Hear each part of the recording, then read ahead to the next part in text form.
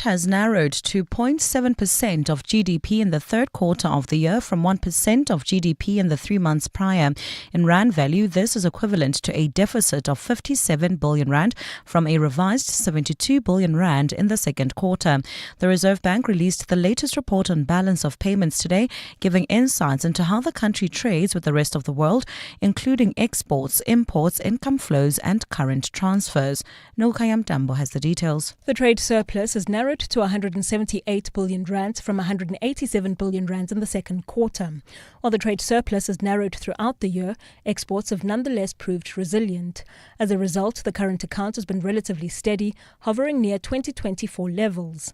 Looking ahead, Nedbank says export volumes are unlikely to increase aggressively, given that global demand will likely remain relatively subdued and South Africa faces significantly higher tariffs in the US market than most of its competitors. Weaker global demand will only be partially offset by robust gold and platinum prices, steadier domestic energy supply and somewhat smoother logistics. Nedbank says imports are likely to gain more traction as lower interest rates and a steady rand bolster domestic demand. As imports outpace exports, the trade surplus is forecast to narrow further in 2026. Nogukanya Mdambo, Eyewitness News. Suspended Police Minister Stephen has admitted he was never briefed by the National Police Commissioner before disbanding the Political Killings Task Team.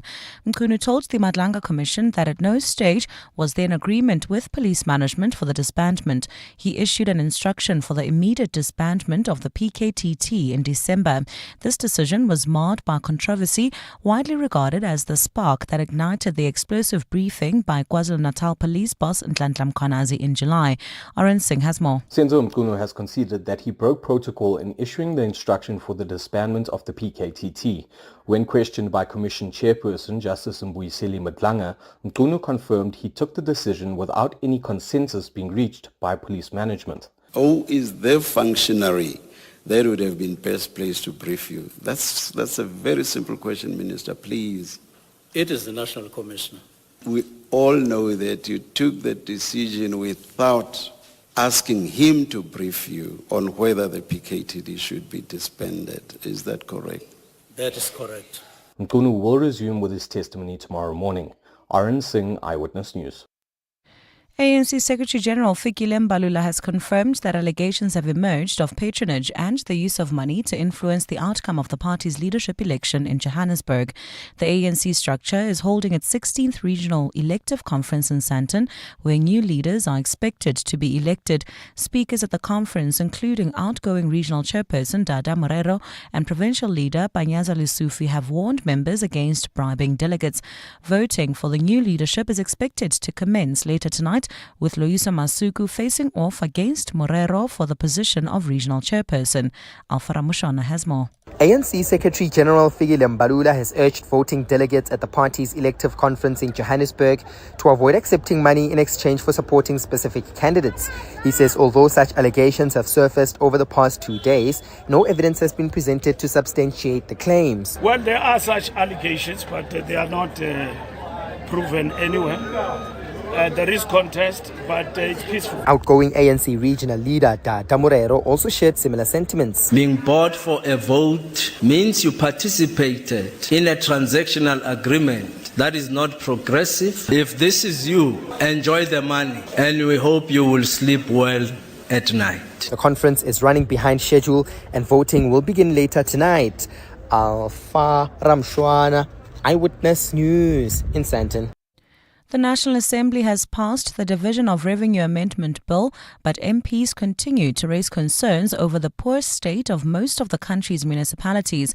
The DORA bill details the equitable division of national revenue and funds among the national, provincial and local spheres of government. The bill was passed earlier this year, but the National Assembly debated an amendment to the legislation today, with most parties supporting it. But Standing Committee on Appropriations Chairperson Musi Maimane says municipalities continue to face challenges despite the funding arrangements. Honourable members, local government is in distress. Municipalities owe creditors 156 billion, of which 72.8% is now more than 90 days overdue. They themselves are owed 427 billion rands The EFF's Sinawo Tambo called for the equitable share formula and how municipalities are funded. We want to change the equitable share formula so that we change how we fund municipalities, because the 1999 assumptions shaped by apartheid-era policy, which presume that local government municipalities can be self-reliant and self-resilient based on revenue generation, are completely false. And US President Donald Trump is preparing to welcome leaders of the Democratic Republic of Congo and Rwanda to the White House. DR Congo's President Felix Tshisekedi and Rwanda's Paul Kagame are due to sign a peace deal aimed at ending a decades-long conflict in the region. An agreement was signed by the two countries' foreign ministers back in June, also in Washington, but each side has accused the other of violating the terms. Tshisekedi and Kagame will now endorse that accord, with several other African and Arab leaders expected to attend the signing ceremony. Ahead of the summit, there's been an escalation in fighting in resource-rich eastern DRC between government forces and rebels believed to be backed by Rwanda. The US has been trying to broker peace in war-torn DRC to attract Western mining investments. Gold's trading at $4,209.03 an ounce. The rand's at 16.98 to the dollar, at 22.69 to the pound, at 19.81 to the euro. Brent crude oil is at exactly $63 a barrel. In US sport, Manchester United looking to move into the Premier League's top four with a victory over West Ham tonight. Newcastle United defender Dan Burn lands a role in Christmas Panto. And Alexander Usyk versus Deontay Wilder edges closer after WBC ruling. A look at your weather. A partly cloudy Friday in store for Gauteng, with scattered showers and thunder showers expected tomorrow. Joburg will drop to overnight lows of 13 degrees and peak at highs of 25. Pretoria is at 16 and 26. Vereeniging's at 14, also reaching highs of 26 degrees. Clear skies for the mother city, along with fresh southeasterly winds at a low of 19 and a high of 27 degrees. The top story in Eyewitness News this hour: South Africa's current account deficit has narrowed to 0.7% of GDP in the third quarter of the year, from 1% of GDP in the 3 months prior. EWN, in touch, in tune, and independent. For the latest, visit ewn.co.za or download the EWN app. EWN Traffic.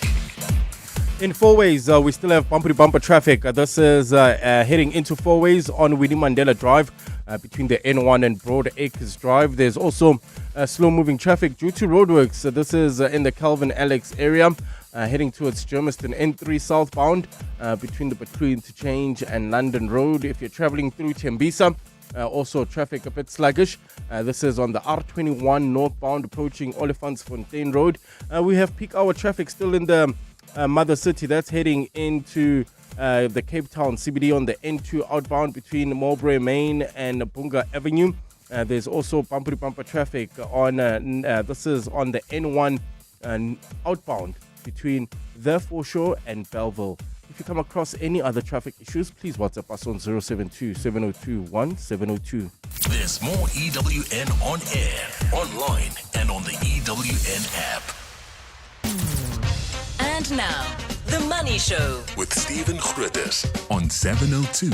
Let's walk the talk. The Money Show with Stephen Grootes is brought to you by ABSA CIB. Discover the latest trends shaping digital assets across Africa. Download the ABSA Africa Digital Assets Insights 2025. 9 minutes after 6. Good evening. Welcome to the program. I'm Stephen Grootes. Plenty to come. The CEO of SAPI, Steve Binney, already on hold for you. We'll talk to him in just a moment about their tie-up with a Finnish company going to create large synergies. All about the graphic paper market. And of course, that's a market that how do I put this? It's not as big as it was before the digital era. So a very, very clever way, if you like, to try and sort of manage a difficult situation. Jan Vermeulen's headed to admire broadband, the Vodacom Safaricom story, the market in Kenya growing fundamentally and very, very quickly. And if you're Vodacom, you want to get into the fintech space, well, maybe that's the right place to go to Kenya. Their economy is growing at 5% a year.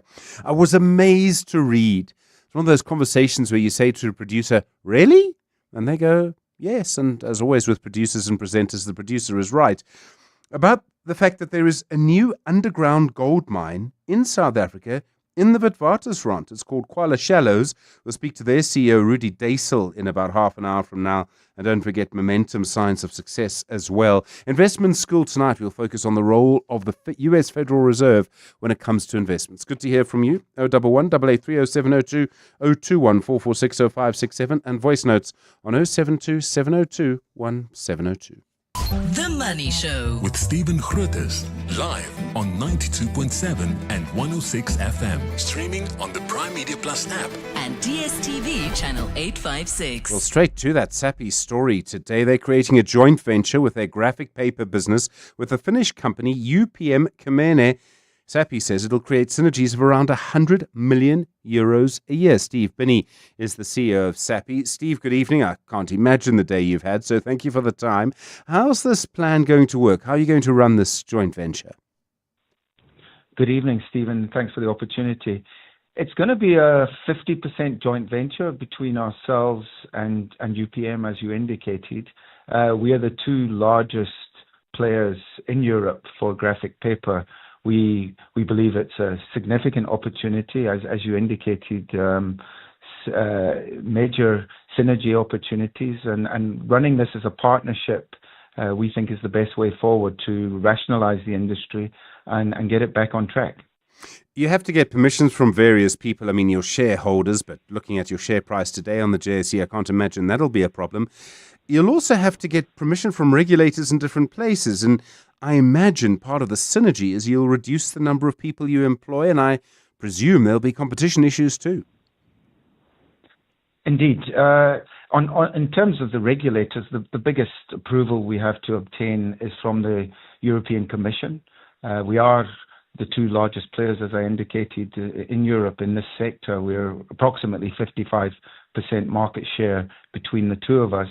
However, we are confident of being able to get that approval because of the decline that we've seen over the years for demand for graphic paper. There is significant excess capacity, and also the competition is increasing from imports out of Asia, China, and the likes. So we think we've got a strong case. With regards to the second part of your question, the synergies, big opportunities. It's very important that we rationalize the asset base across the two set of assets.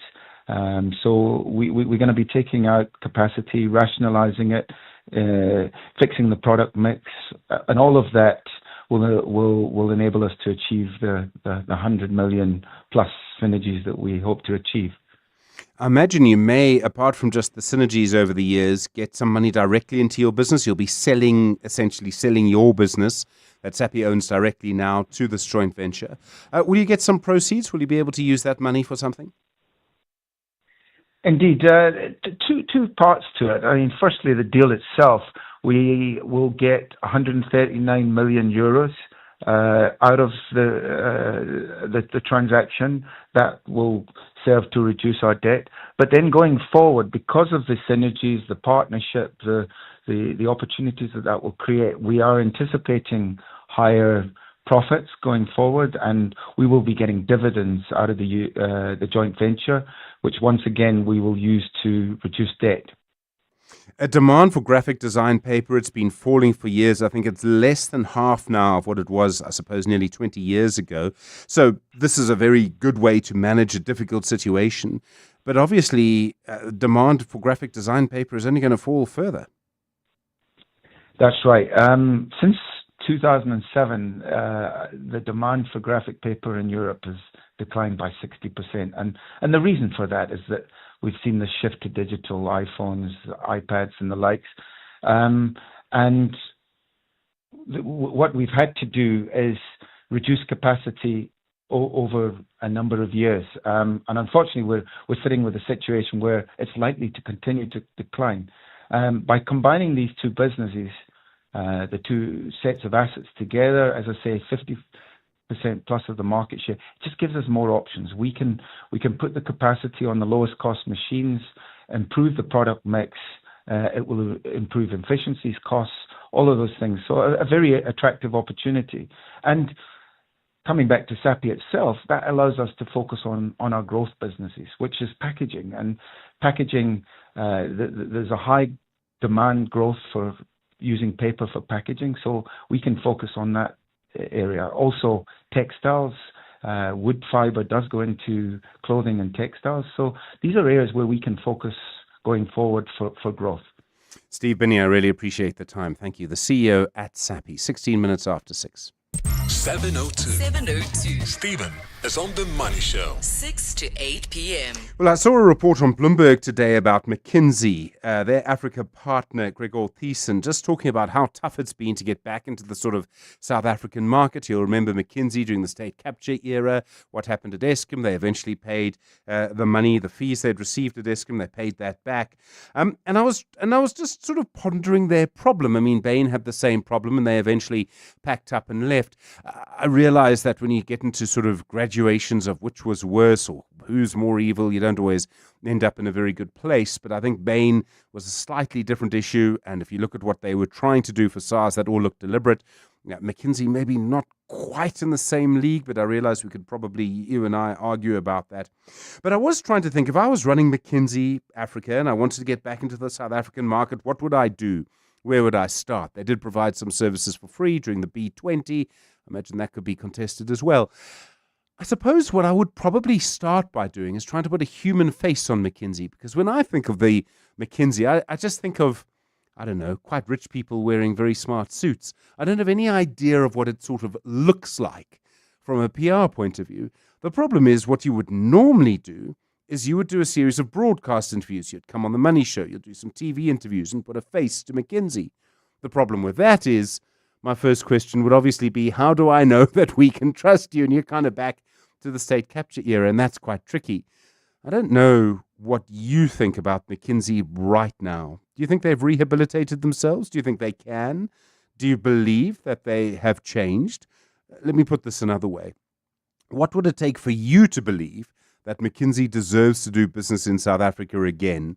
And how would you feel if right now a government department got some of the services of McKinsey and paid for those services?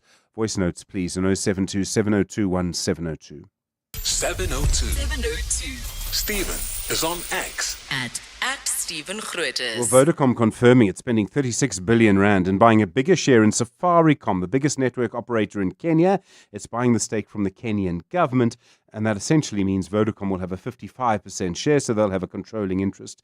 Jan Vermeulen's the editor at My Broadband. Jan, good evening. Safaricom, 2/3 of the market in Kenya, presumably a lot more revenue coming from Kenya and going into Vodacom's top line. Good evening. Yeah, that's one of the things that Vodacom highlighted, in fact, is that its revenue will immediately jump to 220 billion because of how IFRS rules work. So that's something that I think shareholders might like, and something that potentially Vodacom wanted to do for shareholders as well, is have that stuff reported directly in its financials, rather than as an associate. It's so involved in that market, this kind of makes it official. Network operators generally, there's this sort of move away from calls and data to fintech issues. We see so much happening in that space. Optasia listing, for example. The payment system in Kenya, M-Pesa, is that a part of this deal in some way? Yeah, absolutely. And Vodacom and Safaricom have made various announcements about this over the years. Their commitment to M-Pesa, continuing investment in M-Pesa, expanding M-Pesa. So in those markets, M-Pesa is huge. It's essentially the de facto payment rails based on the commentary that we get out of that market. So, here in South Africa, we're used to a very different way to make digital payments. In that market, it's essentially M-Pesa. That's how you pay people digitally. And so it's a very lucrative business for Vodacom in that market. It's something that they try to replicate here in South Africa, but it didn't have much success because of how mature and advanced our banking system is and was compared to Kenya's. I mean, I would imagine even in Kenya, but in many other parts of the continent, there's still so much space left for the fintech sector generally to grow. Yes, and even if it's not in a hard user basis, which there's probably still room to grow there as well. There's definitely room to grow just in terms of transaction volumes because of how nascent the markets are. Jan Vermeulen, thanks very much indeed. Editor at mybroadband.co.za. The Money Show on 702. Monday to Friday, 6 to 8 p.m. Well, the rand going through the 17 rand to the dollar barrier again today. There has been some dollar weakness. Andres Elias is the director and currency risk strategist at Treasury One. Andre, good evening. We've seen the rand doing quite well against the dollar this week. Then the developments today. What's driving this? Good evening to all the listeners. What's driving it? Well, two things. There is an inherent rand strength, and why I say that is if you look at the cross currencies, like the pound, like the euro and so forth, you see that the rand is gaining there as well. So it's not just gaining ground against the dollar, it's gaining ground across the board. So hence some rand strength. Now I think we expect Moody's to make an announcement about our rating, and I think there's some optimism that could be signaling a change for us. We're still attracting bond flows into the market because of our high interest rates, or relatively high interest rates compared to our trading peers, and the carry trade is still alive and well. The G20 went well, so domestically things are looking positive, and commodity prices is still on an elevated level. Other side of the world, rather, is America. And there, the figures coming out related to job creation and unemployment seems to be signaling to us that heading into next week's Federal Reserve Open Market Committee that we could expect another cut in interest rates. As the last cut for this year. And hence the dollar is losing a little bit of its color. The dollar index is below 100.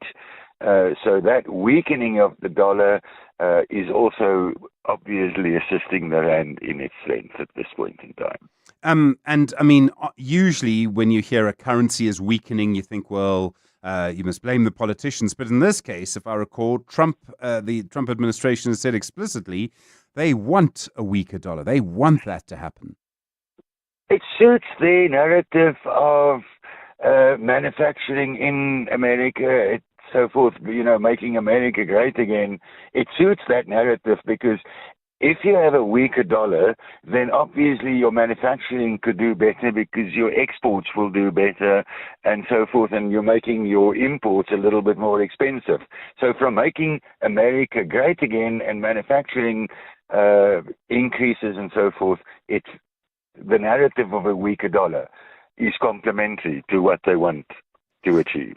I mean, you get a sense that the rand's building up a little bit of momentum. There's been quite a lot of good news, an upgrade tomorrow and a weaker dollar next week if interest rates are cut. I mean, is there a bit of space for the rand to do a little even better sort of early next week? Absolutely. There is.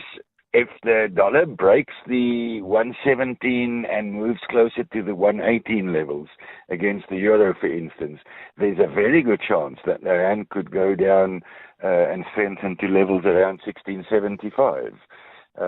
It is important, however, that we break this 17 and sustainably be trade below that level for a day or two. I mean, one of the things that's sort of complicated to work out is if we look at oil prices, for example, if the dollar is weaker and the rand looks stronger, the oil price in dollars simply moves up a bit, which means that the rand oil price stays the same. But if the rand is getting stronger and the dollar is getting weaker, it gets a little harder to know what the rand oil price is going to be. Either way, though, if this continues, that should presumably be good news for us. If this continues the way it is going at the moment, and we could move a little bit more into positive territory with talks between Ukraine and Russia, that could be bringing a little bit of pressure onto the oil price, and that could be good for consumers, that could be good for oil rand price, and obviously then our fuel prices. Andres And that helps Mr. Kanyahu on his inflation side as well. Of course it does. Andres Elias, thank you very much indeed. Director and Currency Risk Strategist at Treasury One. And just sort of thinking about the Reserve Bank Governor and the Monetary Policy Committee, and we have a lower inflation target now, a stronger currency, the timing to keep interest rates low while keeping inflation low. Obviously, a stronger currency means lower inflation. Well, the timing may just turn out to be perfect. 26 minutes after 6. The Money Show. The markets. Let's pick that up a little bit with Patrick Matidi, Head of Equities at Alawani Capital Partners. Patrick, good evening. A stronger rand doesn't lift all boats, but certainly makes us feel a little better. Yeah, good evening, Stephen, and thanks for having me. Indeed, it is coming through, with some positivity. Not only in financial markets, but for those who are lucky enough to be traveling overseas for holidays, it does make those holidays a little bit more affordable. But I think there are quite a few factors in the rand's sort of favor, both domestically and also globally. And it is very, very likely that this positive sentiment may continue to next year. And I've seen numbers, being bandied around of 16.5, at rand to the dollar. So we could quite easily get there, which would be great and fantastic, for the local economy and also for the outlook for interest rates going forward. The SAPI deal, the market very happy with it. They're up, 11% on the day. They are obviously in a position where they're now rationalizing in some ways graphic paper production, this sort of joint venture with another company. I mean, in a way, it's making the best of quite a difficult situation. Yeah, absolutely. I think the market like the fact that at a business model point of view, it does make the ramp, as you call it, a lot more, sort of a less likely to cyclicality. So it becomes a lot more defensive, especially when the focus becomes container boards, which are more geared towards the packaging side of the industry, where there is some relative growth compared to graphic paper. So I think that also also the fact that they're getting money in, does clean up the balance sheet in terms of cutting debt, but also it does make the business a little less cyclical, a lot simpler, a lot less debt, and hopefully going forward a bit more dividends coming through. So in a way, they've kind of packaged, the more cyclical, struggling business into this joint venture, and then they're left with a business that hopefully becomes a little bit more like Amundi in terms of its outlook, and therefore hopefully getting a bit more, sort of a better rating in terms of its share price going forward. Either way, managing a paper business nowadays has got to be a very complicated thing. There's a sort of art to managing declining demand. Absolutely, especially if you look at Northern Europe, where there is plenty of capacity and the market is very fragmented, meaning that you've got a lot of let's call it mom and pop type of mills that disable any of the players to have any pricing power, and then in a market that is declining, it just becomes a lot more difficult, especially when you do have fairly sticky cost base to contend with. The Vodacom Safaricom deal on paper looks like a very good deal for Vodacom. Yeah, it does. I mean, it does give them effective control with a 55% stake after this transaction, which means therefore that there's a bit more that they can do, given the control. But also, it brings it a lot closer to home, so to speak, as opposed to previously where it was at almost like an arm's length type of transaction. And we are seeing quite a lot of activity in this space, where it's not only, mobile network operators and, fintechs, but also somewhere in the middle you do have banks, also want to play in that space, which is the payment space where we are seeing quite a lot of growth in terms of volumes and therefore profitability. I mean, it all goes to reveal again, to show again how much space there is, how much growth there is in the fintech space. I mean, this is the sort of hot new era for banks, but also for cell phone networks. Absolutely. And if you look at cell phone operators, they are struggling with growth, in the traditional markets where they are hitting saturation points if you look at penetration levels.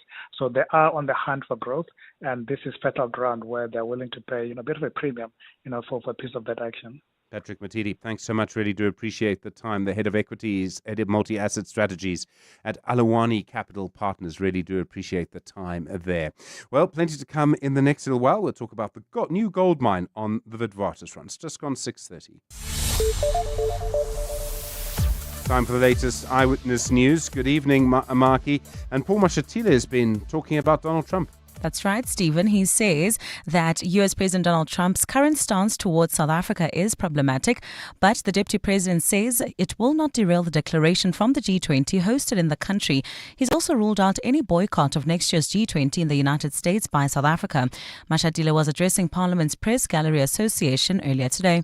Babalo Ndenza has more. Deputy President Paul Mashatile has acknowledged that the United States' attitude towards South Africa is not ideal. But Mashatile says the rest of the G20 must move on with plans agreed upon at the Leaders' Summit in Johannesburg. President Trump's posture is problematic, but it will not derail the G20. He says the US might end up being the only country opposed to the declaration should it choose to disregard what this year's G20 decided on. The countries that were in South Africa this year are moving forward with the implementation of the declaration. And to the extent that the US may want to ignore some of those, they might end up being the only country that does so. He also says the US G20 may not be as rigorous with fewer guests and participants. Babalo Ndenza, Eyewitness News, Parliament. Judicial Monitoring Organization Judges Matter has raised concerns about the lack of police and security presence outside court buildings in Cape Town. This comes after 2 people were shot dead outside the Athlone Magistrates Court yesterday, a second incident outside the same court precinct in 3 months. In August, a man was also killed and another injured as they left the Mitchells Plain Magistrates Court, while 4 months prior to that, a taxi operator was shot and killed in a brazen shooting inside the Wynberg Magistrates Court corridors. Judges Matters senior researcher Mbekezeli Benjamin says police need to intensify patrols and other security measures around court buildings. Judges Matter is extremely worried about the latest shooting incident outside the Athlone Magistrates Court in Cape Town. This for us raises a concern about security in and outside of the court building. Staying in the Western Cape, firefighters are again battling multiple fires across the Cape Winelands. Helicopters have been deployed to douse active fire lines above Boeswarmoed Pass in series, and efforts to continue through the night. Aerial support is also tackling a fire on the northern side of the Duans, where crews are working to protect properties. The municipality's Joanne Otto says another fire in Bontjies Rivier is spreading quickly because of strong winds. It has been an extremely hot day with temperatures in excess of 37 degrees Celsius in most places in the Cape Winelands district. A light breeze is expected in most areas later today, which is cause for concern as this makes flare-ups more likely.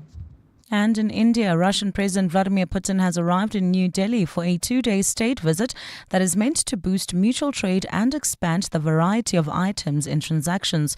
Indian Prime Minister Narendra Modi is hosting Putin for a private dinner today, and the two will hold summit talks tomorrow.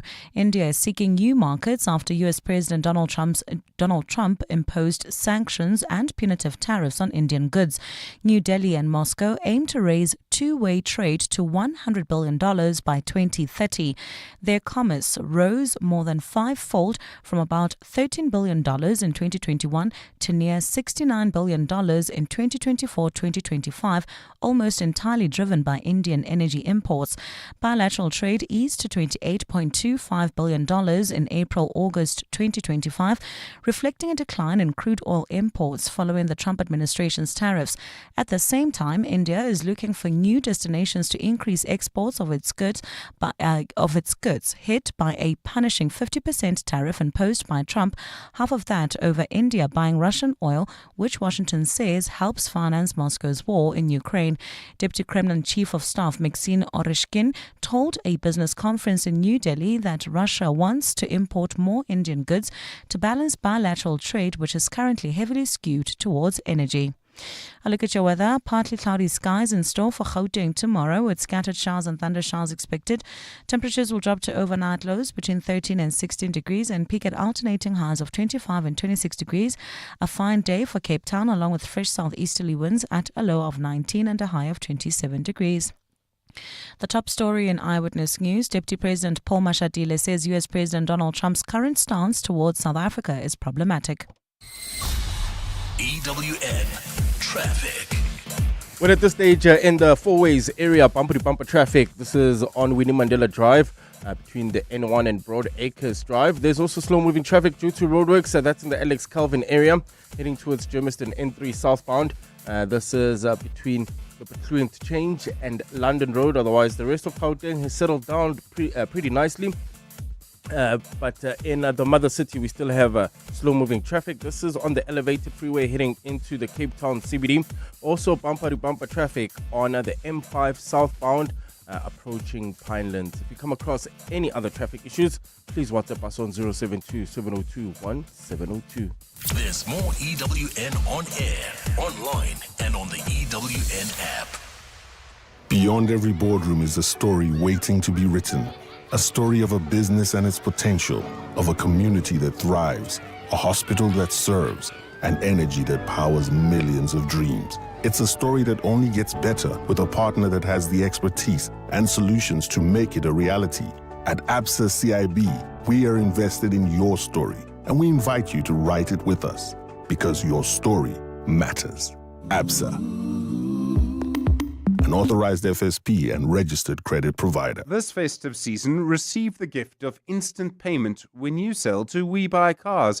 Simply complete the form on webuycars.co.za for your offer. Then visit your nearest pod or branch or have them come to you. Wishing for a new ride? Discover thousands of affordable vehicles online or at any We Buy Cars branch. We Buy Cars, the jolliest way to buy or sell. Enjoy the thrill of the Soccer Panthers Challenge Weekend Edition, an all-new platform from Hollywood Bets. You stand a chance to win a share of the 5 million rand jackpot when you bet 5 rand or more on selected EPL matches over the weekend and correctly predict 10 out of 10 winning margins. Or chase the share of the 50,000 rand leaderboard prize. Entry is free. Let this soccer season bring sizzling success. Bet now. T's and C's apply. Hollywood Sportsbook is a licensed betting operator. No persons under the age of 18 years are permitted to gamble. Winners know when to stop. South African Responsible Gambling Foundation toll-free counseling line 0800 006 008 or WhatsApp HELP to 076 675 0710. WhatsApp Stephen on 072 702 1702. Well, I asked a few moments ago, what would it take for you to trust McKinsey again? They're saying that they're actually finding it quite difficult to get business in South Africa. Responses to that question? I really don't think that we should welcome them back into this country. We don't want them back. We don't trust them. I know they may have changed management, doesn't matter. They tried to take this country for a ride. They must suffer longer, honestly. I know that sounds harsh, but in all honesty, nobody went to jail for what they did. They must not be given the opportunity to come back. Sounds like a very friendly dog in the background, I have to say. It sounds like it's ready for its walk or something.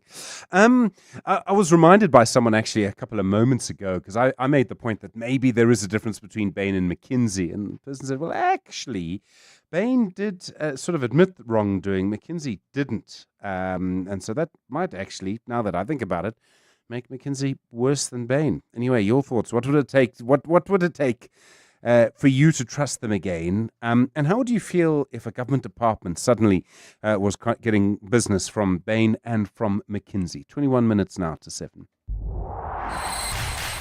EWN Sport. Tolakela, good evening. It's Manchester United against West Ham. I'm sure you know John Matham on Cape Talk is a big fan of Manchester United, so I hope they lose. I'm also a United fan. Please keep that in mind, Stephen. Well, I hope I don't hurt you. Too late. The Red Devils are seeking back-to-back Premier League wins when they welcome the Hammers to Old Trafford tonight. Forward Mateus Cunha is back in training and will be available, having missed 2 games with a head injury. And head coach Ruben Amorim is hoping he can add to his 1 goal this season. I think he has more levels to go. He's in a different club, different pressure, but I think he coped with that really well. He was struggling because he was not scoring. And because of social media abuse, he was thinking too much about the numbers, but the influence that he has in the team is so important for us. But I think Cunha has so much to grow defensively and offensively. In the Betway Premiership, Mamelodi Sundowns missed out on a chance to move joint top with the Orlando Pirates, having been held to a 1-0 draw by Siwelele. Kaizer Chiefs also stumbled in their last game before the AFCON break, having played out a goalless draw with Chipa United. In terms of the Brazilians' results, Miguel Cardoso remains confident in them being able to retain their title. Next match. That's the only way to play when you have several competitions ahead. This is an experienced club, experienced team, experienced players, experienced coach. Life is lived day after day because tomorrow everybody can be dead. We never know what happens. So in football it's the same. We prepare next match. We focus on the following one. Always understanding who is in the best conditions to start a match. And that's what we did from the previous to this one. And that's what we're going to now do. Joe Root finally managed a century in Australia on his 30th attempt as England reached stumps on 325 for 9 on day one of the second Ashes Test. Root and Jofra Archer on 32 will resume their innings in the morning, looking to add to their partnership of 61 runs. For Mitchell Starc, he's so far taken 6 for 71 and become the most prolific left-arm batsman in Test history as he surpasses Pakistan Wasim Akram. In taking Harry Brooks' wicket, he claimed his 415th wicket since making his debut 14 years ago. And Christopher Retton shot a 9 under par 63 to lead the 2025 Nedbank Golf Challenge by 3 shots that follows the opening round. With more from the day's play at Sun City, here's Lennox Wasara. We have a surprise leader with a 3-shot lead after sinking a magnificent 10 birdies, and Christopher Retton of Norway caught a roaring 9 under 63 and holds a 3-shot lead at the top of the leaderboard with a shot shy of the course record, but matching the lowest opening round since 2019. But all eyes at home remain on the South Africans, including Sean Norris and Garrick Higo, who opened with a 68, just 5 back, both hoping to end the 8-year wait for a home winner in Africa's major. The hunt is on to see who will pull away on day 2. Lennox Wasara, EWN Sport, reporting from Sun City. And for Eyewitness News Sport, I'm Tolagile Mganga. At Auto & General, we understand your business is built on more than just vehicles. It's your stock, tools and equipment, and the premises where you work. Auto & General Business Insurance is designed for businesses like yours, protecting your assets against fire, theft, storms, and other unexpected events. To protect your livelihood, visit autogen.co.za and get an obligation-free business insurance quote. Auto & General, never not there. Auto & General is a licensed non-life insurer and FSP. T's and C's online. We did it once and it was big. We did it twice and it was bigger. Now the Motor Select Demo Deal Dash is even bigger than ever before. And it's happening this Friday and Saturday only. Get up to 100,000 Rand trade-in assist on over 1,800 demo models from 26 leading brands. Backed by SA's largest and leading dealer network. 2 days only. Visit motorselect.co.za to shop the demo range now. Small businesses are anything but small. They're the backbone of our communities, the dreamers, the doers, the ones who keep Mzansi moving forward. That's why 702 and Capitec Business Banking are putting them in the spotlight. Every Thursday between 6 and 8 p.m. Catch Small Business Focus with Capitec, where we showcase the hustle, heart, and the secrets to thriving in today's economy. Your vision matters, and with Capitec, you're never building it alone. Small Business Focus with Capitec, the business bank for everyone. Thursdays between 6 and 8 p.m. on 702. Capitec Bank is an authorized FSP 46669. The Money Show with Stephen Grootes, live on 92.7 and 106 FM. Streaming on the Prime Media Plus app. and DSTV channel 856. 17 minutes now to 7 the time. Well, you, or I suppose your children, might remember that half of the gold that has ever been mined by human beings has come from the Witwatersrand Basin. Gold mining, diamond mining a bit before it, kind of did probably more than anything else to create, I suppose, really the country and the economy, the system of money we have in South Africa now. So it surprised me, and it might surprise you, to find that, 140 years, 1886, since the discovery of gold in what is now Joburg, earlier today a new mine opened on the Witwatersrand. It's called Kwala Shallows. The CEO of Westwits, he's also the group MD, is Rudy Daisel. Rudy, good evening. I have to say, I was surprised to find that there's still mineable mineral deposits of gold in this area. Hi, Stephen. Thank you for having me. Yeah, no, it's a great day. It's actually a virgin piece of ground that's still there today, and yeah, today is a big day for us. We officially started to open the mine for a mine that will produce gold over 17 years. How deep do you have to go? I mean, was there a reason that this area wasn't mined before? I imagine technology's moved on as well. Yeah, look, I think, we are actually mining from surface only up to 850 meters, which means it's really a shallow gold mine. But this area, I think, was purely because never mind because of the gold price, at which the time when they closed the mine, the gold price was at $250 per ounce. And then obviously with technology and the specific ore body, which were deemed as lower grade gold in those days, at these gold prices, it makes sense to mine it, and it's actually a brilliant project. So obviously, as you say, the price of gold's at record levels. Yes. How expensive are you expecting your gold production to be? I suppose what I'm really asking is, what is your break-even point? Where does the gold price need to be for you to break even? So our break-even point is at $1,281 per ounce. So at these prices, it's actually a very, very profitable project and business.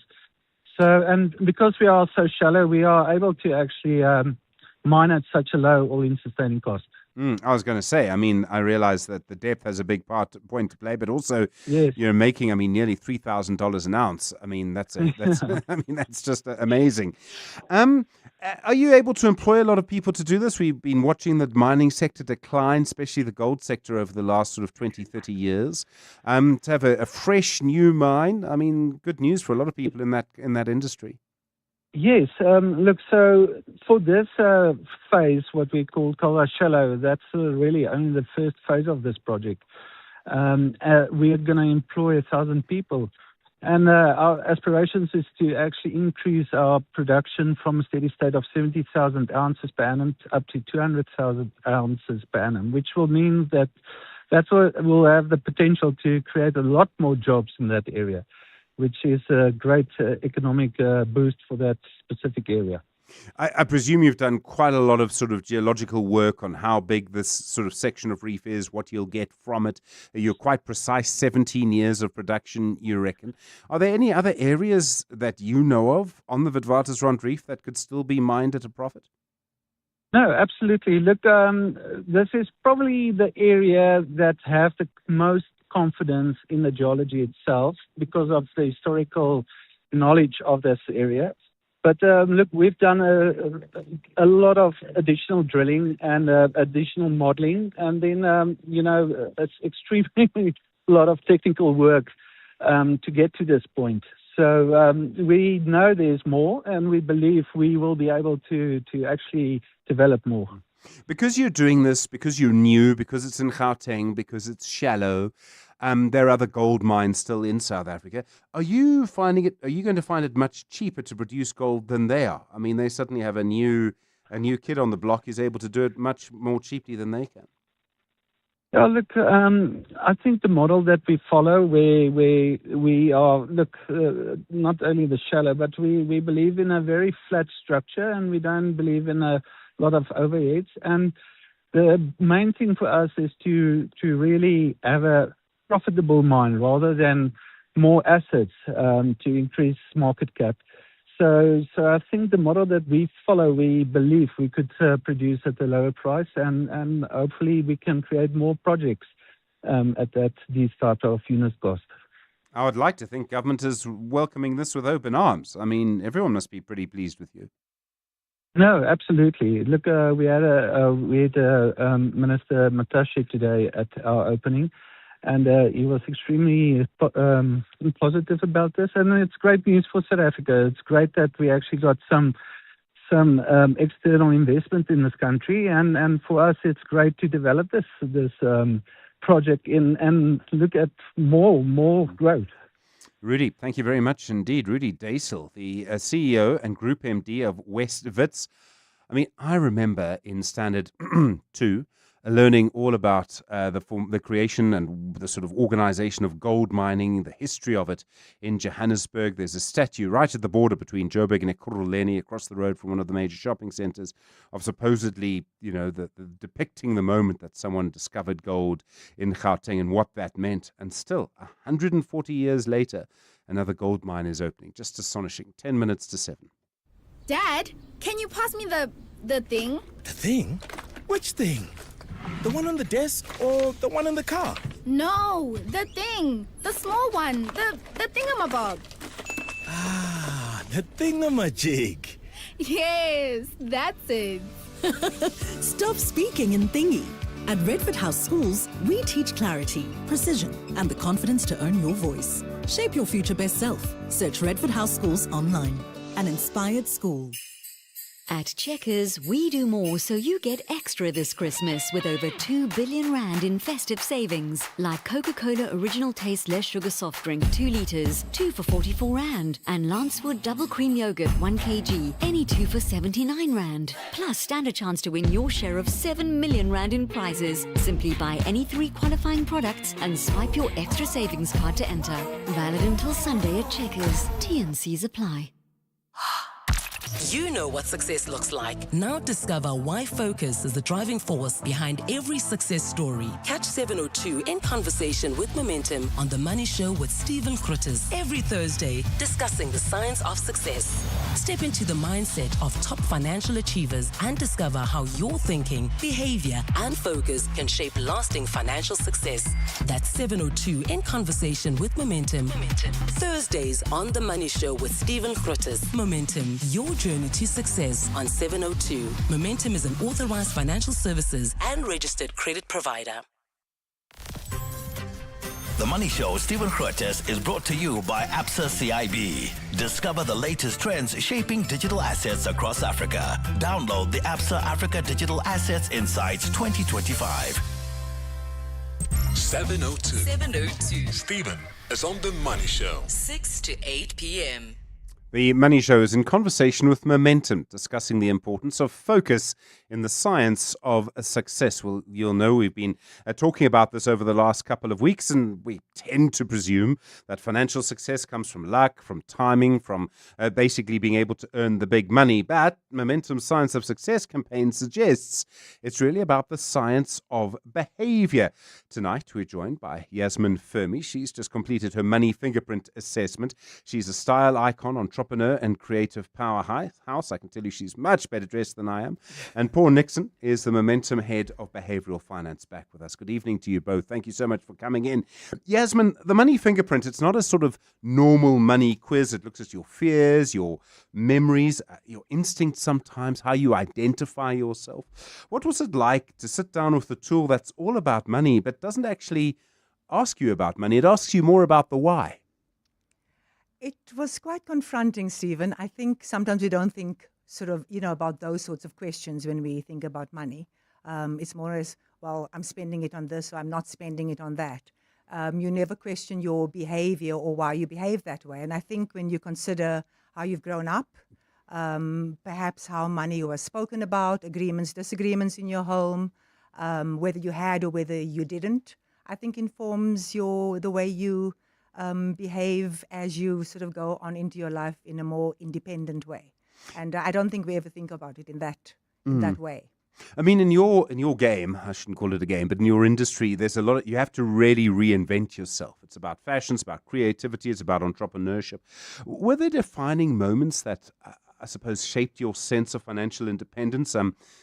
A moment where maybe you thought, oh, now this is why I kind of am the way I am when it comes to money. Well, I think, growing up, it was always, we had what we needed, but it was never more than that. Yeah. And I think when I graduated and got my first job, it was, okay, now what can I buy? Of course. But I mean, like you say, you never think about why that is so, that would be the first thing you say, what can I buy? But when you look back, you know exactly why that behavior is that way. And I think when I started the business with my friend, the business that we are in fashion, there was another sense of, oh, wow, this is really something that we can do and we are able to do it. And it was something quite liberating and another sense of great independence, because I think that's what I always wanted in my life, was to be financially independent. I mean, Paul, Yasmin comes from a world that's kind of unpredictable. I mean, I have no idea where hems are going to be next week. I mean, fashion is deliberately unpredictable. It's about expression. But some people, I don't know what this is like, but they're in accounting, they're in medicine, they're in law. It's all very, you can kind of tell 15 years out, this is what I'm going to earn. I mean, those cultures around those careers, they must shape how people sort of understand and perceive financial risk. Yes, I mean, risk is very much dependent on the person and also the situation, right? So it's you could very well have a sort of a doctor who is very conservative in their investment approach, and you could have others that are very sort of risk-seeking, right? So that, they've studied this quite a bit as well. Entrepreneurs in general are quite risk-seeking, obviously, because you're taking a lot of risk. But what was interesting about Yasmin's profile was that she actually wasn't classified as a risk taker, and it sort of came out in the conversation that it was her husband that was actually sort of prompting her, sort of nudging her on, right, to take the risk. So it's important, the lesson there is it's important as well to understand yourself and also to understand the impact and the influences of the people around you. I mean, there are moments, Paul, when something happens on the markets, I don't know, the Trump administration does something and you feel that sense of panic. You look at, I mean, you can imagine during certain moments during the pandemic, you look at what's happening to the markets and you think, I must do something. What's happening inside us when we do that? I mean, we're suddenly very emotional and everyone in this game tells me that's the worst time to act. Yes, I mean, we crave, people crave certainty. So they've done an interesting experiment as well where they actually found out that people would prefer 100% chance of an electric shock than a 50% chance of an electric shock, right? So you just want that kind of certainty. You just want to know when it's coming. So when that's taken away from us, we have this sort of impulse to act. I mean, you saw during COVID, you mentioned now, I mean, people literally, there were knife fights over toilet paper in malls. It was crazy behavior. So, that really goes same as applicable to financial markets. We use things like machine learning to understand patterns of behavior and to study the behavior tax or what the impact of these financial decisions are making. And of course, the money fingerprint sort of ties into the psychological aspect of those decisions. Yeah. Yasmin, I mean, your entire career is more about meaning than about sort of material. When you look at where you want to put your money, where you want to invest your money, I presume it's sort of art, maybe it's travel experience. What is worth the money for you? What is worth spending on? I think I've had two phases of what I thought was worth spending money on. When I was a lot younger, I thought it was worth spending money on shoes, handbags, silly things like that. Well, maybe not silly, but they were important to me at the time. But as I've gotten older, I think experiences are more important to me. I love travel, so definitely that. Art for sure. But I think travel for me, because that is, I would say that over anything. Paul, I mean, a lot of people gravitate towards experiences now. There's a generational shift in this. They want the memories or the social media pics or whatever, and not the status. I mean, what does that reveal about how they relate to money?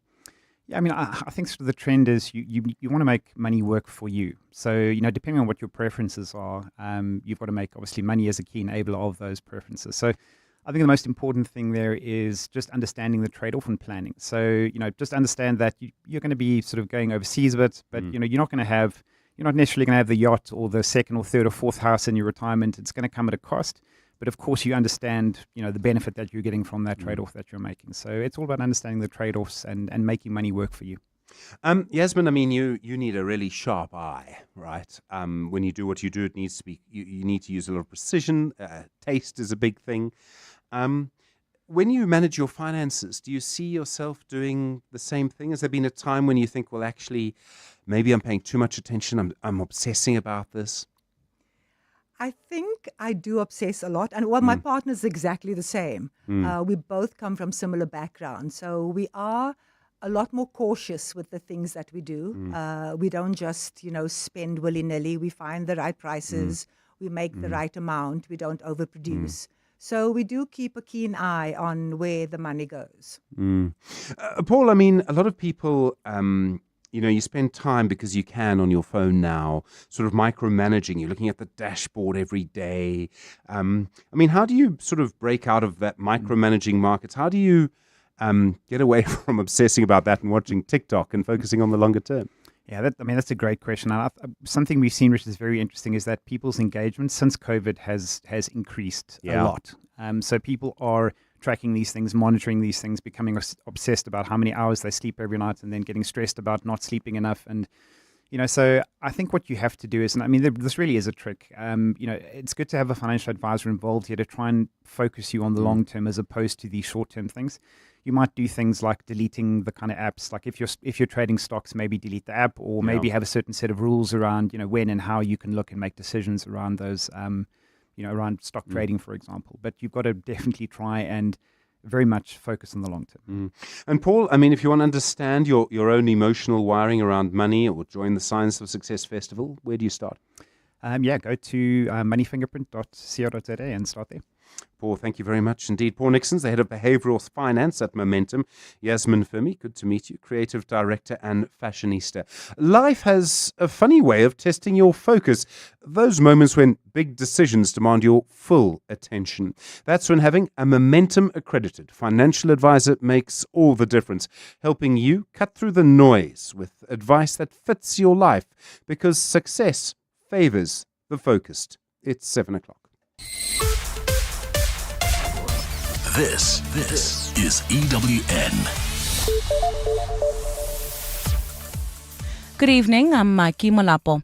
South Africa's current account deficit has narrowed to 0.7% of GDP in the third quarter of the year from 1% of GDP in the 3 months prior. In rand value, this is the equivalent of a deficit of 57 billion rand from a revised 72 billion rand in the second quarter. The Reserve Bank released the latest report on balance of payments today, giving insights into how the country trades with the rest of the world, including exports, imports, income flows and current transfers. Nogukanya Mtambo has more. The trade surplus has narrowed to 178 billion rand from 187 billion rand in the second quarter. While the trade surplus has narrowed throughout the year, exports have nonetheless proved resilient. As a result, the current account has been relatively steady, hovering near 2024 levels. Looking ahead, Nedbank says export volumes are unlikely to increase aggressively, given that global demand will likely remain relatively subdued and South Africa faces significantly higher tariffs in the US market than most of its competitors. Weaker global demand will only be partially offset by robust gold and platinum prices, steadier domestic energy supply and somewhat smoother logistics. Nedbank says imports are likely to gain more traction as lower interest rates and a steady rand bolster domestic demand. As imports outpace exports, the trade surplus is forecast to narrow further in 2026. Nogukanya Mtambo, Eyewitness News. Suspended Police Minister Senzo Mchunu has urged the public to look beyond emotion and sensationalism regarding his instruction to disband the Political Killings Task Team. Mchunu outlined his reasons for issuing the instruction to have the task team disbanded at the Madlanga Commission in Pretoria today. He's taken the commission through murder statistics over several years, comparing KwaZulu-Natal's overall murder stats with those that were politically motivated. Mchunu knew his instruction of disbanding the PKTT would be met with criticism, but claims he was looking at the bigger issue of combating crime in the country. I would be seen to be swimming against the sentiment, general sentiment. But I said to myself, I don't believe that I was appointed for sentiment. I believe that I was appointed for honesty and for reality, as I see it in the portfolio, and then lead accordingly. The South African Human Rights Commission has found that the spread of misinformation on social media fueled the unrest at Walter Sisulu University last year. 13 students were shot at, allegedly with live ammunition, during the demonstration. The Commission released its report on the findings, which indicates that the students acted on misinformation. Nhlanhla Mabaso has more. The Human Rights Commission says a post falsely claiming that 3 students had been killed at the university was circulated on social media. It also showed video footage of an automatic rifle being fired, which was unrelated to the student protest. Human Rights Commissioner Aileen Carter says students should have first verified the information. There is a responsibility on their part to make sure that information that they receive is authentic and comes with integrity before they act on it. The Commission has recommended that the SRC develops a protest safety and digital verification toolkit to assist incoming first-year students. Nhlanhla Mabaso, Eyewitness News, East London. With local government elections approaching, ANC Secretary General Fikile Mbalula has urged party members in Johannesburg to refrain from violence over leadership positions. Speaking at the party's regional elective conference earlier today, Mbalula emphasized the importance of unity. New ANC leaders for Johannesburg will be elected tonight. The contest for regional chairperson sees Dada Morero facing off against Loyiso Masuku.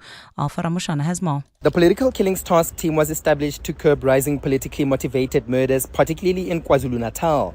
The Madlanga Commission of Inquiry has heard testimony from several task team members who confirmed that politically related killings increase ahead of local government elections.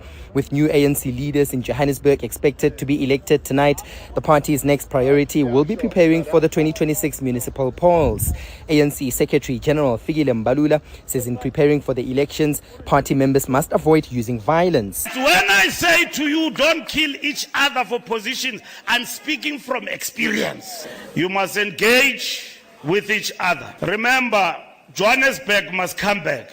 Asisafuni coalitions. Mbalula has given the ANC in Johannesburg the difficult task of regaining its majority in the next municipal elections. Alpha Ramshwana, Eyewitness News in Sandton. And President Cyril Ramaphosa says plans to shun South Africa from the G20 meetings hosted by the US cannot go unchecked. Ramaphosa made the comments today on the sidelines of COSATU's Golf Day at the Johannesburg Country Club ahead of the Trade Union Federation's 40th anniversary. Diplomatic tensions between Pretoria and Washington again escalated after the US snubbed the G20 Leaders Summit but demanded the bloc hold off on a declaration. In another unwarranted attack on South Africa, US Secretary of State Marco Rubio falsely accused the country of persecuting white Afrikaners. Ramaphosa says the US's announcement to snub South Africa is an overreach. The United States has said that South Africa will not be invited. We have not seen that in writing yet. We've just had the media publications. We are yet to receive it in writing, and we will deal with that when it comes. We are, as South Africa, a fully fledged member of the G20, and we have held a very successful G20. Gold's trading at $4,214.45 an ounce. The rand's at 16.99 to the dollar, at 22.68 to the pound, at 19.80 to the euro. Brent crude oil's at $63.54 a barrel. Well, at this stage in the Calvin Alex area, we still have bumper-to-bumper traffic due to roadworks N3 southbound between the Patrol Interchange and London Road. Also in the Protea Glen, expect about a 20-minute delay. This is on the N12 westbound between the R554 Abu Bakr Drive and the R558. And there's also bumper-to-bumper traffic. This is in the Mother City on the M5 southbound approaching Pinelands. A look at your weather. Partly cloudy skies in store for Gauteng with scattered showers and thunder showers expected tomorrow. Joburg will drop to overnight lows of 13 degrees and peak at highs of 25. Pretoria is at 16 and 26. Vereniging's at 14, also reaching highs of 26 degrees. Clear skies for the Mother City, along with fresh southeasterly winds at a low of 19 and a high of 27 degrees. The top story in Eyewitness News this hour. South Africa's current account deficit has narrowed to 0.7% of GDP in the third quarter of the year, from 1% of GDP in the 3 months prior.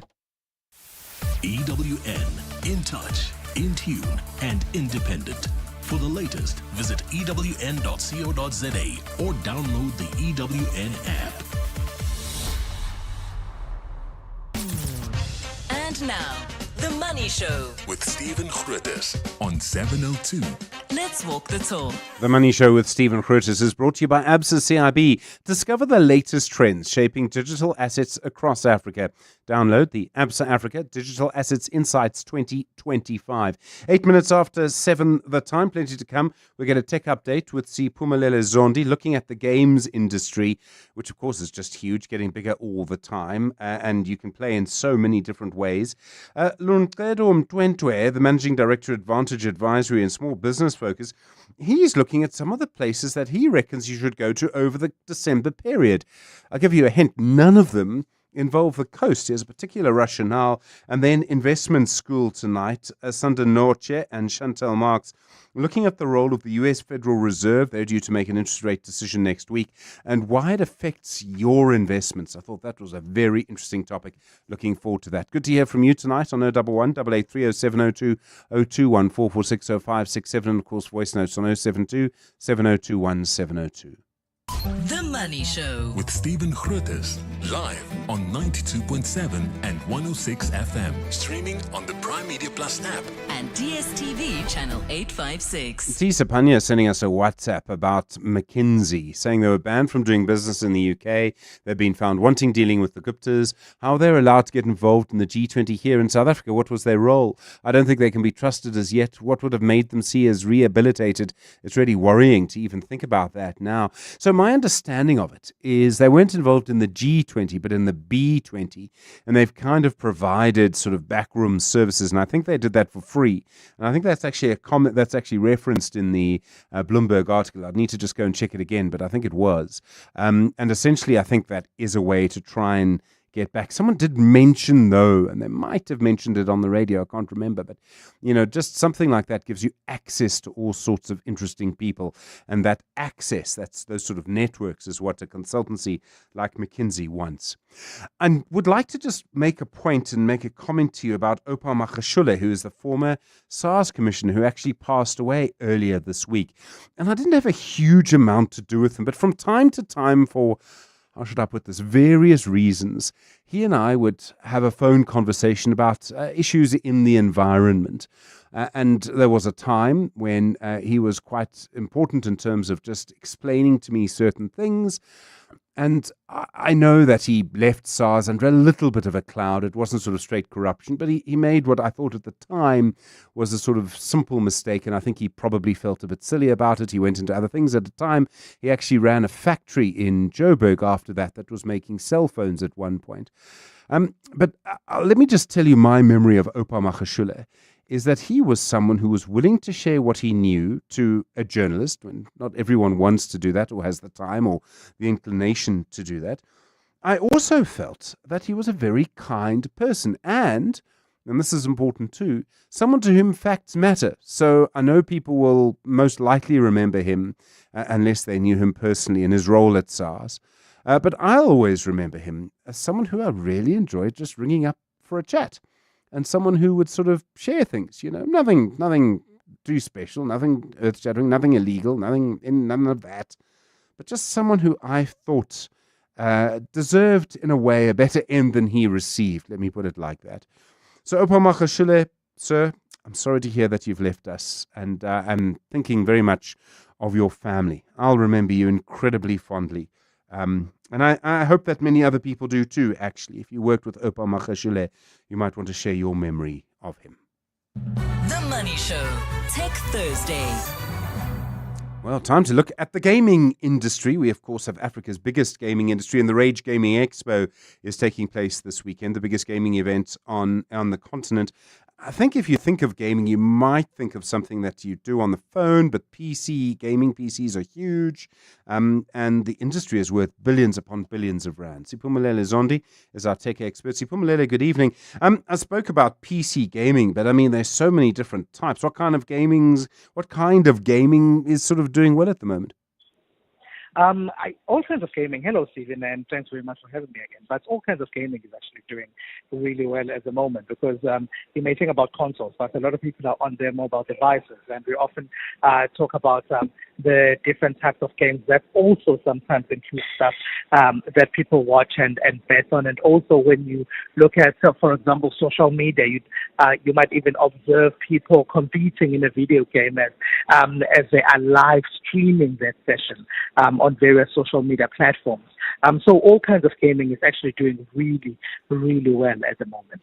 I mean, what makes gaming so popular? And in a way, it's a silly question. The one thing I would have to say, if you look at sort of a game being played on a PS4 or a PC or something like that, and on many phones, is the sheer quality of the production is off the charts. It is really a good example of why good execution can be so effective. The games are of incredibly high quality. Totally. Games are high quality, but at the same time, there's also the wider availability as well of devices that people can play video games on, and increased availability of these devices with your cheaper monitors, for example, that have good graphics that people can observe video games on, and also with the increased availability of affordable internet connection, because in the past we used to hear that, for example, when professional gamers are trying to play against people who are overseas, you find that they might end up not completing a game because it would freeze in parts, latency wasn't very great, but the improvement of that has also improved, one, the number of people that play games, the quality of games, the quality of the experience that people are also finding, which also helps with the popularity. I see that in Africa. I mean, PwC is an entertainment and media outlook, and they say South Africa, Nigeria, and Kenya are generating over $600 million in gaming revenue. I mean, that's a huge amount of money. Is that just on consumption?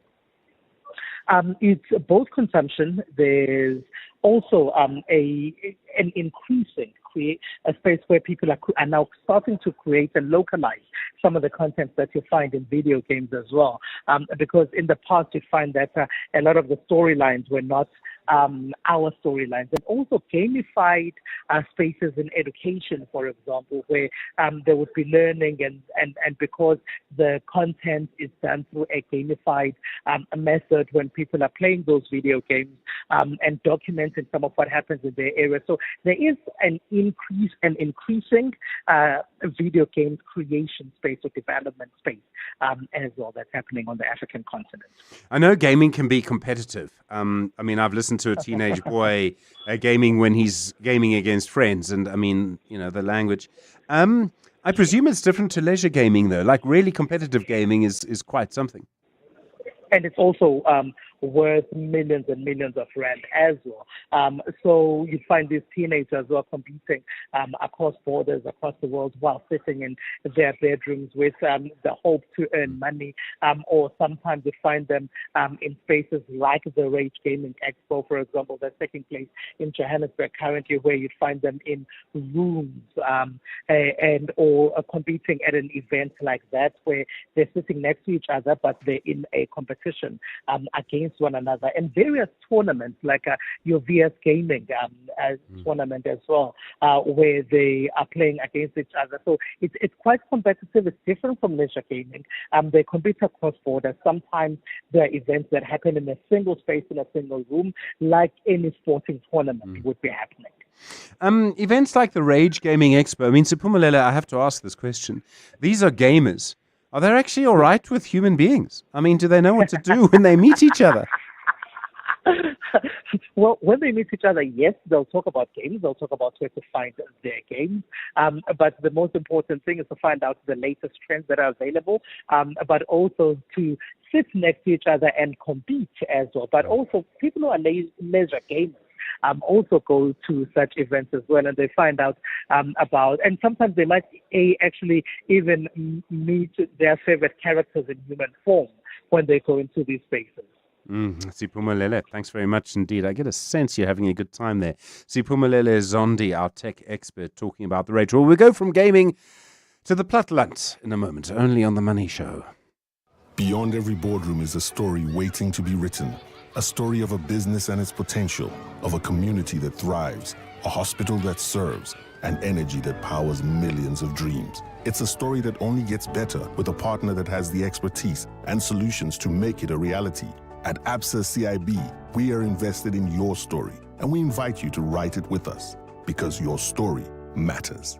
Absa, an authorized FSP and registered credit provider. Those trusty old shoes, there for your first move out of home. That marathon training that lasted a day, the quick runs to the store, the long nights out. Yeah, they've done the most for you.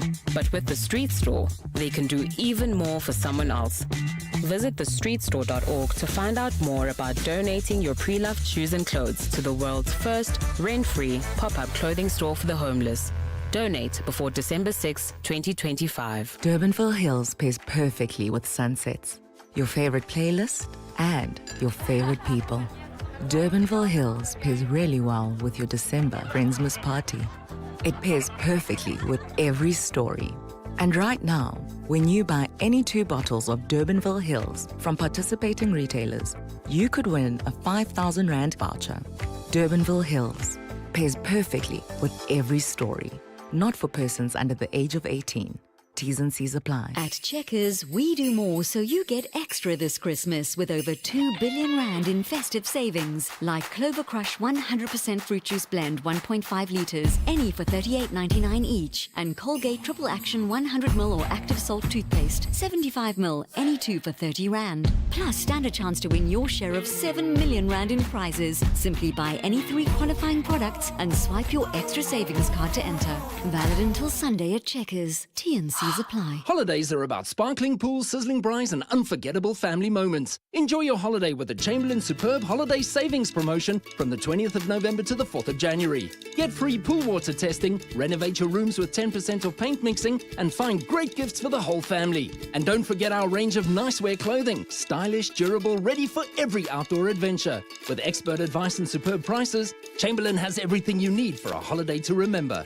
Chamberlain, famous for hardware since 1903. The Money Show. Small Business Focus. Small Business Focus is brought to you by Capitec. Start up or scale up with Capitec, the business bank for everyone. Well, I don't know if you've decided yet what you're doing over the Christmas season. You're probably going home or going on holiday somewhere. But a strong call that maybe you should spend your time away from the coast in some of the more less explored parts of our country. It comes from Loncedo Mtwentwe, the Managing Director, Advantage Advisory. Loncedo, good evening. We know there are plenty of small businesses involved in tourism, lots of small sort of Airbnb places in the interior of the country. Why do you think we should go inland rather than to the coast with everyone else? Stephen, good evening. Of course, from next week, everyone is basically just planning to close off. And of course, everyone wants to go to the coast, you know. And I said, there's nothing wrong with that, especially everyone will be heading down to Western Cape. You know, that's an obvious suspect. Everyone will be heading towards Durban or Kruger National Park, right? So there's nothing wrong with that. Those are very important places into the economy of this country. However, when I thought about it, I said, you know what? There's still a lot more that we have in this country. And most of the time, these are some of the hidden gems that we don't actually visit. So everyone is heading to all of these coastal towns, the crowded and all of that. But if you want to experience the beauty of South Africa, the true essence of Ubuntu, small towns are some of those towns that will give you that true experience. And in my article, I talk about, for instance, some of the small towns, like if you head down, let's say, to KZN in the Midlands, you go to Nottingham Road, beautiful places, you head down to Underbeck.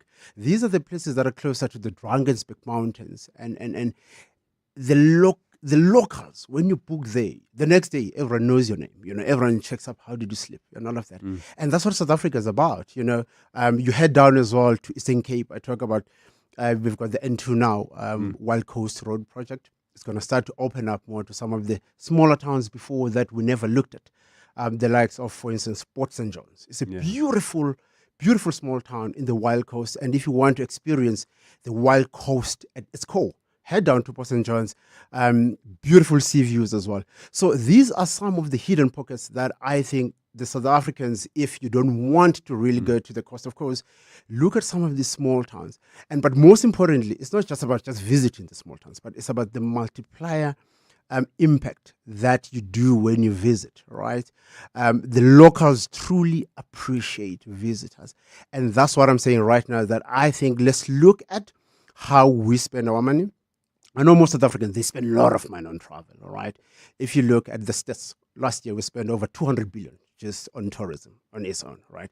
So that means then there's a huge of money, there's huge opportunities that we can actually explore and basically just spread across than only just in obvious towns that we have in South Africa. I always think, when I think of small town South Africa, I always think of the sort of Northern Cape, the Karoo, that kind of area. Very different landscape to what you have in Joburg, very different to what you have in KZN. And people who, as you say, don't see a lot of people, you know, if you drive a Gauteng number plate, people are going to notice. No, absolutely. And that's what I'm saying. That's the true essence of, that's where you get the true essence of Ubuntu. You know, everyone cares, the generosity, the warmth of South Africans when you visit them is something that we have to really look at and we have to sell to the world. I mean, talk about Northern Cape, for instance. You've got Sutherlands, right? It's a beautiful small town, beautiful if you want to see the best views when it comes to the sky and the stars in South Africa. Head down, around Sutherland, we've got the biggest telescope in the southern hemisphere down there, right? So these are some of these places that we have to say, listen, who goes there? Is it only international people or else us? And that's what we have to start looking at. And I think if we do that, we are really promoting some of these small towns.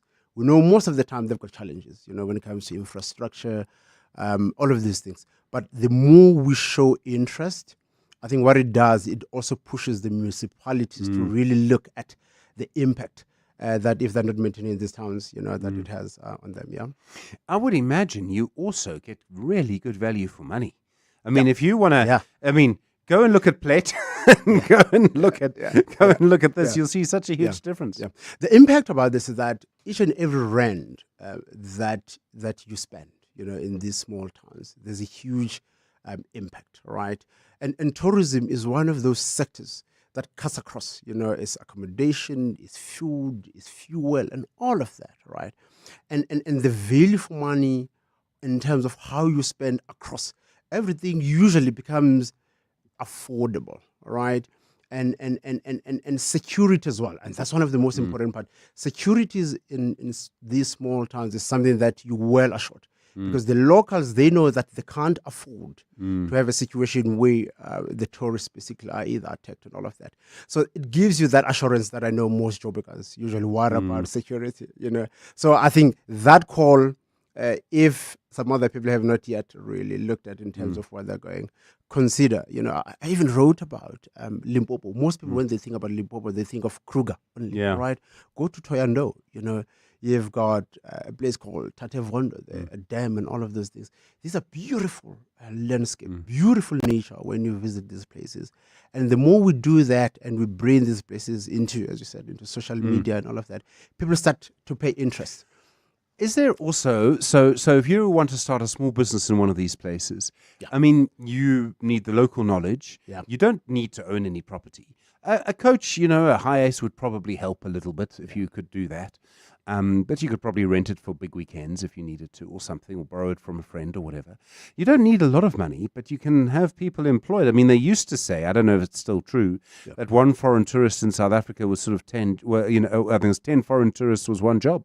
Yeah, absolutely. So I think what is important about these places is that you'll notice most of these small towns, they depend either on one industry to really boost the economy. It's either agriculture, and everyone is just in agriculture, or being supported by government. And the biggest challenge around that, even if you want to start businesses around that, is that is government or municipality really, as I said, maintaining the infrastructure, is really coming or partnering with the locals, and that is usually one of those challenges that you usually find there.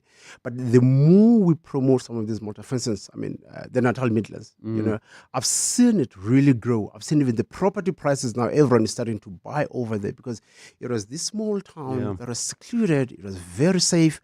So the more people come in, the more impact, basically, they just create the economy around that small town, Loncedo, always so good to see you. Thank you so much. Loncedo Ntwentwe is a managing director at Vantage Advisory. That's the sound of your business growing. Whether you're starting out or scaling up, turn your passion into profit with Capitec Business Banking. Save up to 50% on fees. Get fast credit approvals, personalized support, and Forex for your business. Open your business banking account on our app. Bank on better with Capitec, the business bank for everyone. Capitec is an authorized FSP 46669. T's and C's apply. Coming up, The Aubrey Masango Show on 702 and Cape Talk. Aubrey Masango, good evening. Steve Ovo, are you well? I'm good. How are you? Great stuff, What's man. coming up tonight?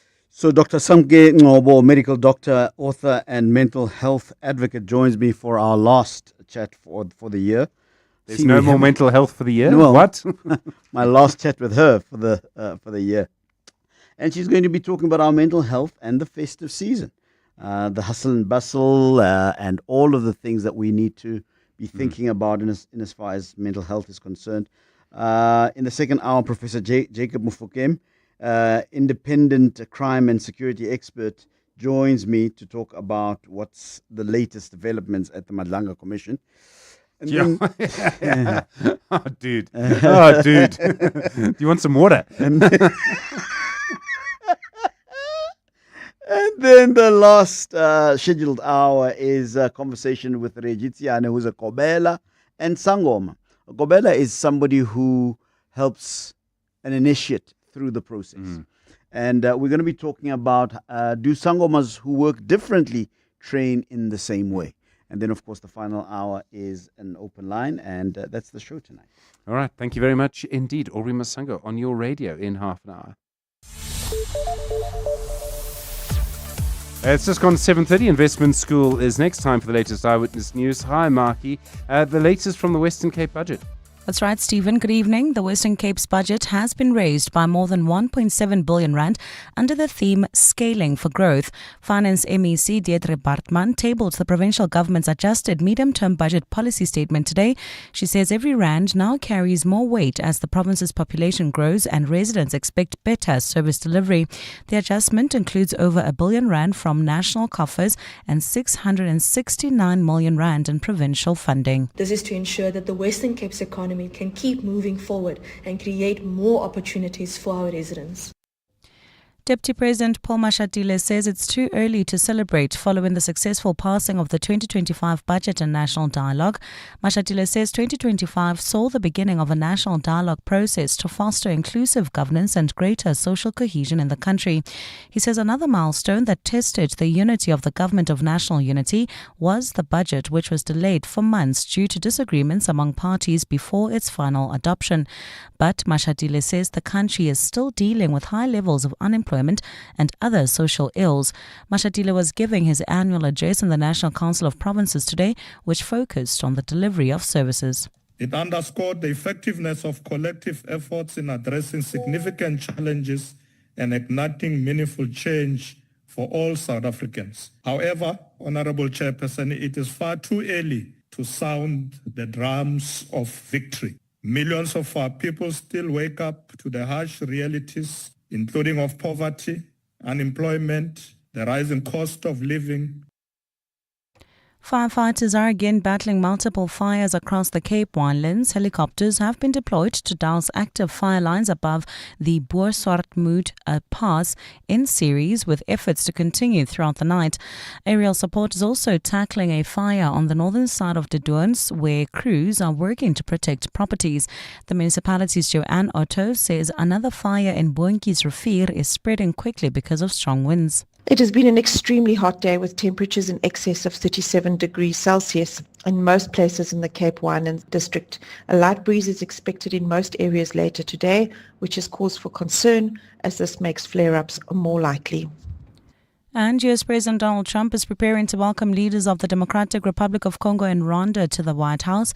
DRC President Felix Tshisekedi and Rwanda's Paul Kagame are due to sign a peace deal aimed at ending a decades-long conflict in the region. An agreement was signed by the two countries' foreign ministers back in June, also in Washington, but each side has accused the other of violating the terms. Tshisekedi and Kagame will now endorse that accord, with several other African and Arab leaders expected to attend the signing ceremony. Ahead of the summit, there's been an escalation in infighting in resource-rich eastern DRC between government forces and rebels believed to be backed by Rwanda. The US has been trying to broker peace in war-torn DRC to attract Western mining investments. A look at your weather. A partly cloudy Friday in store for Gauteng tomorrow, with scattered showers and thunder showers expected. Temperatures will drop to overnight lows between 13 and 16 degrees and peak at alternating highs of 25 and 26 degrees. A fine day for the mother city, along with fresh southeasterly winds at a low of 19 and a high of 27 degrees. The top story in Eyewitness News.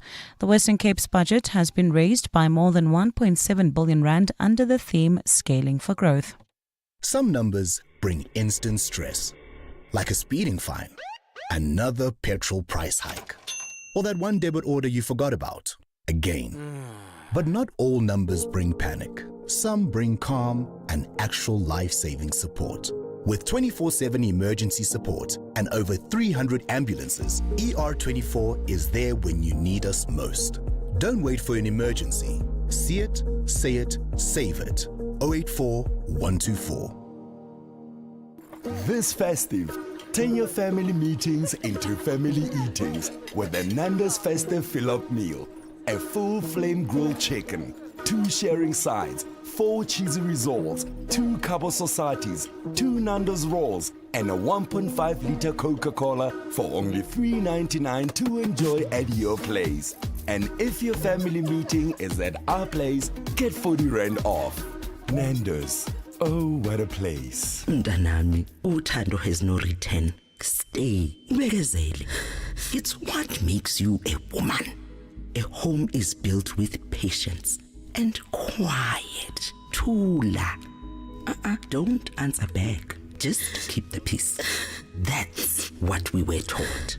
When you see it, you see the line between love and nokubegezela. Abusive behavior should never be excused. Search Bright Sky SA and bring the signs of GBV into focus. Connecting for good.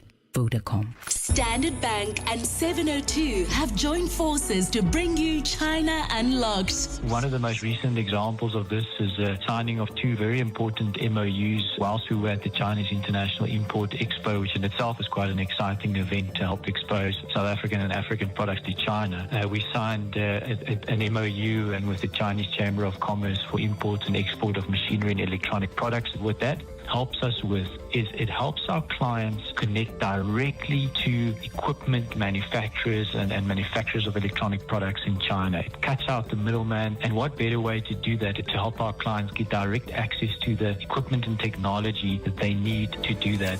Don't miss China Unlocked on 702 Drive with John Perlman. Tuesdays on 702. Brought to you by Standard Bank Business and Commercial, an authorized FSP and registered credit provider. The Money Show. Investment School. 24 minutes now to 8 the time. So in Investment School tonight, we're going to discuss the role of the US Federal Reserve, which is sort of like, well, pretty much like our Reserve Bank. And in particular, the decisions that it makes around interest rates and the impact that they have on your investments. And you'll have heard us talk about the US Federal Reserve all the time. I've lost count of the number of times in business reports on 702 and 567 Cape Talk I've spoken about interest rate expectations in the US and what they're doing to US stock markets, but they have a big impact on your investments here in South Africa too. Chantel Marks is the head of equity research at F&B Wealth and Investments. Asanda Norche is the chief investment officer at Mazi Asset Management. Thanks to you both for your time. I really do appreciate it. Chantel, let me just start with you on this. I accept that the US has the world's biggest economy for now. How important is the US Federal Reserve compared to other central banks? So if we take, say, I don't know, the Central Bank of Canada or the SARB or the Bank of England, how important is the Fed compared to other central banks? So I think the answer lies in your introduction.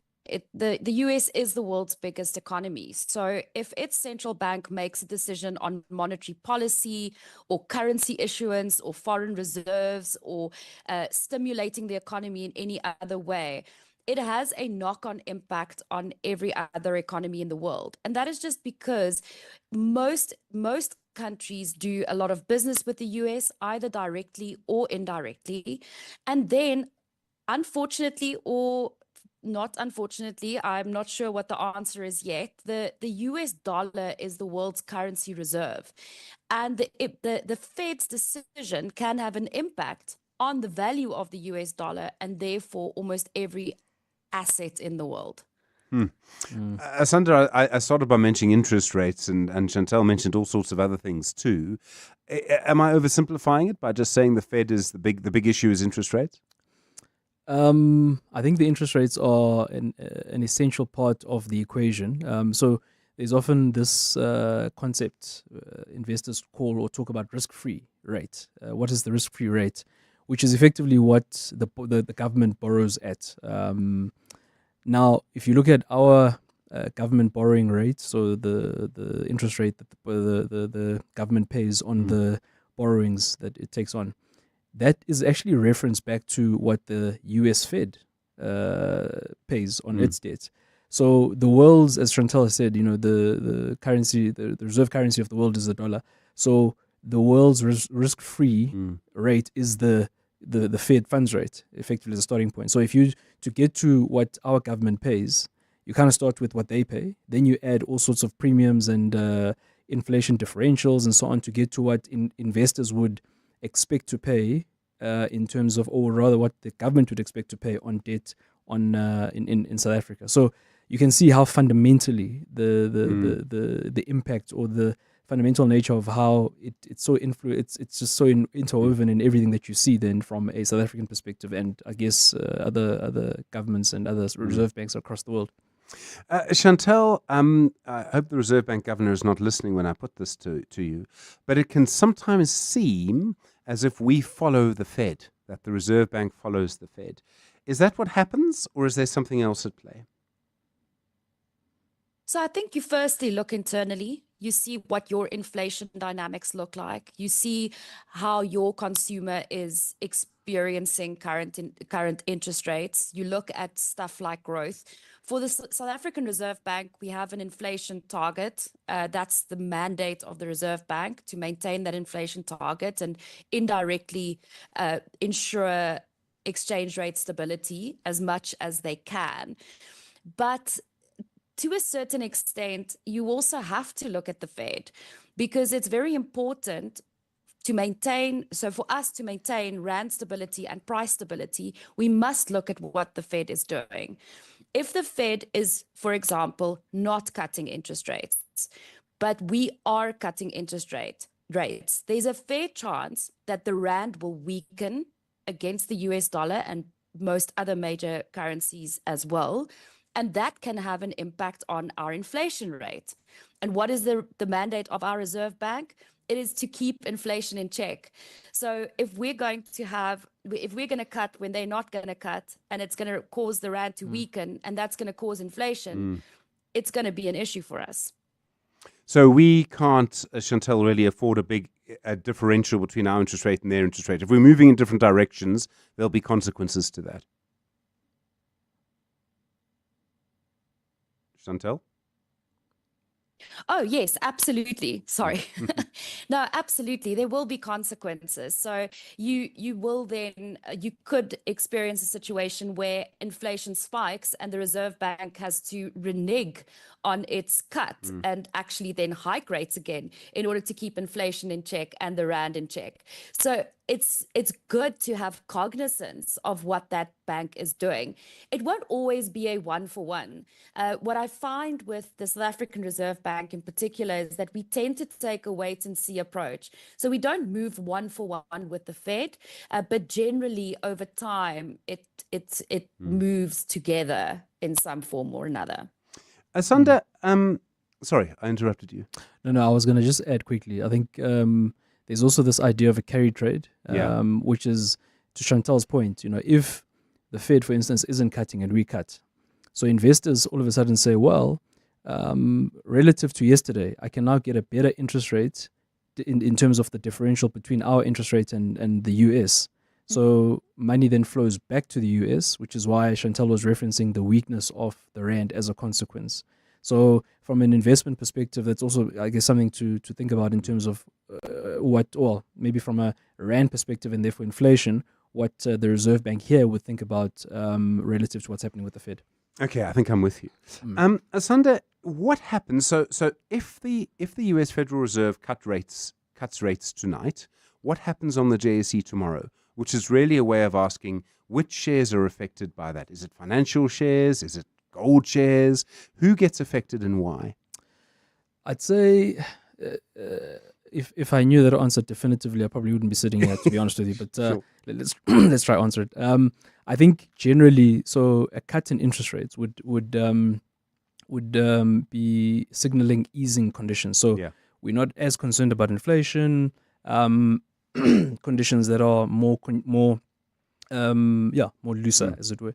So in that environment, the equity market is positively impacted because, again, investors are getting less money in terms of the interest that they get from holding, let's say, money in their bank balance and so on. So it's stimulative, but also more technically, when you value a particular company, an asset, you'll say to yourself, look, I'm likely to get these types of returns or dividends into the future. But in order to get the value of that asset in today's terms, I have to discount. I have to use an interest rate to discount those future cash flows to today. The lower the interest rate, the higher that value, because you are now discounting using a smaller, a lower interest rate. So that then stimulates or gives, I guess, to some degree, increases the value of assets.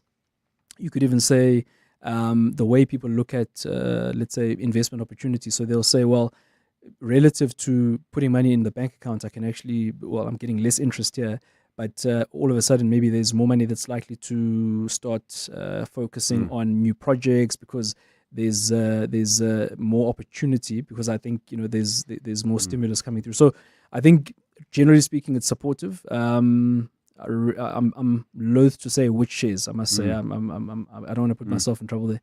No, sure. I mean, Chantel, how would you answer that question? I mean, does the sort of, if the U.S. Federal Reserve, the decisions that it makes, how does that influence investment markets generally, including the JSE? Yeah, so because everything's so connected to that benchmark interest rate or that range that the Fed provides, as I know it's said already, it really impacts the way that we value companies, and generally those valuations then pick up. But it can also have kind of other knock-on impacts as well. So if you think about the Fed cutting rates, usually that means a weaker US dollar relative to, let's say, in this example, the rand. And that can have a positive impact on importers, for example. Suddenly it is a little bit less expensive to import something that they go on to sell in a South African store. A weaker dollar also means higher commodity prices. So that could be positive for exporters, mining exporters or mineral exporters in particular. It's very difficult to say exactly which shares will benefit the most from it, but generally you would see a broad-based improvement in the fair value of assets globally because of the importance of the Fed as that kind of starting point for almost every rate in the world. What happens if interest rates in the US become more difficult to predict? So, Sunda, we know that Jerome Powell doesn't like inflation. That's why he's the governor of the US Federal Reserve. He and Lesotho Kanyako, I'm sure, get on quite well. We know that the people around Trump and Trump himself wants lower interest rates, and we know that from what he said. You know, he said, you must cut interest rates now. So now interest rates are in a position where if I'm a straight economist and I really know my stuff, I mean, obviously I don't, which is why I'm here, but if I did, I would be able to use that economics knowledge to predict what the Federal Reserve was going to do. Now I have to factor politics into it, which is much harder. So for markets, for people like you making decisions based on what you think interest rates are going to do, it's a much harder thing to predict. And what does that mean? Yeah, spot on. Causes havoc and mayhem. So as you say, you know, in the absence of the uncertain, the unknown, and unpredictable, you can sort of look at the data, and you know, there's always these phrases, data-driven decisions that the Fed talks about. I think it starts to talk to your question, starts to talk to also the element of the independence of the Reserve Bank and Federal Reserve and central banks generally, and why that's quite important. I think what you wouldn't want in an economy, a country, is where, for political reasons, there's particular pressure to go or influence or move interest rates one way or the other against what is economically sound and what would be in the best interest of the country relative to the mandate of the central bank. So if it's price stability, inflation, jobs, growth, even in the South African context, you would want the Reserve Bank to act according to that mandate and not in line with or being influenced in any other way. So it's a really tricky thing when other factors do get introduced, because it does remove that element of one being able to sort of look at the data and, as you say, predict kind of where things and interest rates are likely to go and the decisions that the Fed is going to take. Chantel, I mean, there was a time in South Africa not that long ago when the central bank the Reserve Bank was not independent. It is independent, it has operational independence now, and that makes a big difference. But in the US, and I didn't actually know this history until quite recently, but in the 1970s, I understand, then President Richard Nixon put intense public pressure on the governor of the US Federal Reserve to basically not hike interest rates when they actually did need to hike them. He wanted to keep the economy going. There was a bit of what you would call a sugar high. And from what I can work out, it took maybe 10 years before they were able to get that under control. It took quite a long time to get interest rates expectations, I knew that phrase was coming, and everything and inflation under control. So, I mean, this is quite risky then to mess with this. It is, absolutely. And central banks make mistakes, but the mistakes can have very serious consequences. You can get a situation where you get runaway inflation, as was the case in the 1970s in the US. And then it is very, very difficult to bring things back under control. So it is absolutely vital that there really shouldn't be any interference with that mandate. That mandate is core and it should be followed to the letter. And I think that that is an extremely good case study of why it is so important for a central bank to maintain its independence and to have that mandate be extremely clear and sacrosanct. You cannot you cannot move away from it. And I think we've seen massive market volatility around that Fed independence question. Already, financial markets are reacting to the possibility that they will be forced into doing something that they probably shouldn't be doing. The Fed has very specific, they've got a dual mandate. In South Africa, we've got the single mandate being inflation. There, you need to keep inflation under control and you need to ensure full employment. The US jobs market has weakened slightly, but it's still around about that full employment level. The inflation rate is meant to be around about 2%. It is still a way away from there. And if you look at inflation expectations in the US right now, you would be freaked out because it still isn't coming back to that 2% level. And in that environment, there's so much pressure on them to cut interest rates. I think that could have a really notable impact on those inflation expectations and make it even harder down the line. So, Asanda, then, say, for example, the worst-case scenario from this point of view happens. The Trump administration basically puts pressure on the Fed. They can appoint a new chair soon. They cut interest rates when they shouldn't. Inflation in the States gets out of hand. What does that mean for us? So, I think it puts a lot of pressure and, I suppose, a lot of uncertainty in terms of what and how the markets react to what our central bank is likely to do, but actually more generally financial markets and their reaction. I think there's probably a lot of thinking and debating around how far we deviate from, I suppose, what the Fed is doing at that point as the SARB. I think our own fundamentals do definitely play a role as far as what the SARB does and its mandate. But of course, stability of the rand is something that they think about because of its potential influence on inflation, which is the key mandate that they have. I think you'd probably find that there's a fair amount of volatility in the market. People trying to, sort of grapple for new pieces of information, determining what the direction looks like. I could see things like, the risks, the safe haven assets like gold coming into play. I mean, we had 4,200 now. People are talking about 5,000, 7,000, because of this uncertainty. So I think adding that ingredient to this already very tumultuous pot in terms of financial markets would, in my mind, just sort of heighten risk or heighten uncertainty. In that environment, I think you find that there's a lot of volatility. People, I always like to think of it like I always say, people wake up and they hear that somebody's selling. Then they say, well, if he's selling, then I should be selling. Yeah. Then at some point, midday, on the same day, they say, well, that guy stopped selling. Well, actually, maybe we should be buying. But that's because nobody's actually using fundamental, like hardcore data to say this is what we should be doing or not. And so that uncertainty really just breeds that volatility. We're talking about the role of the US Federal Reserve on Investment School tonight. Asanda Notche is Chief Investment Officer at Mazi Asset Management. Chantel Marks is Head of Equity Research at F&B Wealth and Investments. 7 minutes to 8. And the award for the spiciest stunt performed in a bowl goes to Tom Yum Cruise. Thank you everyone. Wow, what an honor. I'd like to thank the chilies, the lemongrass, and of course, Simply Asia for believing in my flavor. It's the summer of stars at Simply Asia. Stand a chance to win a Toyota Starlet when you spend 200 Rand or more on our famous flavors. Order now. Simply Asia, connecting the Thaiway. Whether you're dining al fresco at that cool new spot everyone's been talking about, or you're keeping it cute by picnicking in your own backyard, Durbanville Hills wine pairs impeccably well with any and every quintessential summer experience under the South African sun. And when those special moments roll around with family and friends, every conversation shared and memory made isn't complete without a glass of Durbanville Hills wine.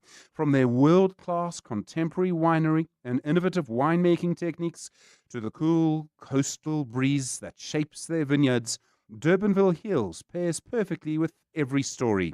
So this summer, treat yourself to any 2 bottles of delicious, award-winning Durbanville Hills from participating retailers, and you could win a 5,000 Rand Durbanville Hills gift voucher.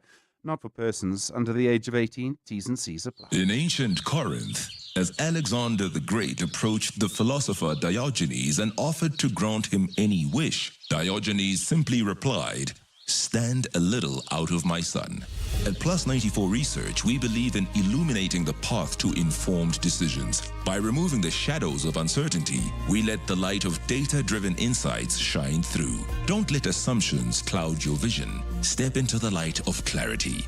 Plus 94 Research, the science of decision-making. You've heard the songs, but until you've seen it live, you haven't experienced the magic of cats. Coming to Monte Casino from 17 January until 22 February, it's the memory shared by millions. Book now at Web Tickets. Brought to you by Peter Turin and GWB Entertainment. The Money Show, Stephen Grootes, is brought to you by Absa CIB. Discover the latest trends shaping digital assets across Africa. Download the Absa Africa Digital Assets Insights 2025. The Money Show. Investment School. Just 4 minutes to go. 4 minutes till 8 o'clock. Asanda Noche, Chief Investment Officer at Mazi Asset Management. Chantel Marks, Head of Equity Research at F&B Wealth and Investments. We're discussing the role of the U.S. Federal Reserve on your assets. Chantel, we are seeing a situation where there's a lot of talk about de-dollarizing, just not using the dollar quite as much. You started by pointing out it was the reserve currency, and that's why it's so important. If that happens, if we rely less on the dollar, I mean, it's not going away, but if we rely less on it, does that reduce the influence of the Fed? Yes, I do think technically it would reduce the influence of the Fed, but you need to then consider what is your new reference currency, because then you will become dependent on whatever central banking authority oversees that specific currency and the monetary policy in that specific region. So let's say, for example, we are moving towards the Chinese yuan. Now you are dependent on the People's Bank of China. That is also not an independent institution. It is a body of the state. So it's a difficult one. It will just become another central bank that we need to reference. Asanda, isn't that now just adding to the complexity? Because in the past, okay, say 10 years ago, the US Fed, the dollar, these things we can understand. We know what sort of China is. We know it's growing. But if we understand the US Fed and it's transparent, then fine. Now you have to take into account so many other actors. Absolutely. And I mean, the de-dollarization sort of theme also talks to this central bank buying of gold, which is also what's influenced where the gold price has gone, or one of the factors anyway. I think this really talks to this whole the connection between economics, politics, finance, because there's sort of this shift in power, if you will, from the west to the east, the sort of multi sort of polar type environment and sort of world order that we're going into, which actually, as you say, means that it's not as easy as saying, well, here's my reference point and sort of I understand it. What's actually happening now is there's these groups that are forming. You know, we've got BRICS, I suppose, that we're part of. There's stuff that the guys are doing in Southeast Asia. You know, there's all sorts of things. I mean, in the continent ourselves, you know, the Africa Free Trade consideration. So all these things are, I think, it's an evolution of where the world is or how the world is developing. Yeah. It's fascinating. Could go on forever. Sunday Norcha, Chief Investment Officer at Mazi Asset Management, and Chantal Marks, Head of Equity Research at F&B Wealth and Investments. Really appreciate the time. Thank you. Fascinating. Once you start talking about the end of independence of reserve banks, you kind of wonder where that story ends. I'll give you my view. Nowhere good. The Money Show, Stephen Grootes, is brought to you by Absa CIB. Discover the latest trends shaping digital assets across Africa. Download the Absa Africa Digital Assets Insights 2025. Well, talking about the US, talking about the impact on us, a mixed picture in the United States tonight. The Dow Jones down 0.05, the Nasdaq up 0.15, the S&P 500 up 0.09. The new jobs report out, but seems to send slightly conflicting messages, and I think that's a big part of what's happening. I hope you're inspired by our conversation about holidays in small towns in the Platteland. Maybe look elsewhere, maybe not for Christmas, but for another part of next year. Might just be worth looking for some hidden gems. Let me rephrase, some very cheap hidden gems to go on holiday in South Africa. We're back tomorrow. Good evening. It's 8 o'clock. This is EWN. Good evening, I'm Maki Malapo. We begin in the north of Johannesburg, where delegates at the ANC's regional elective conference in Johannesburg are gearing up to cast their votes for a new leadership structure. The conference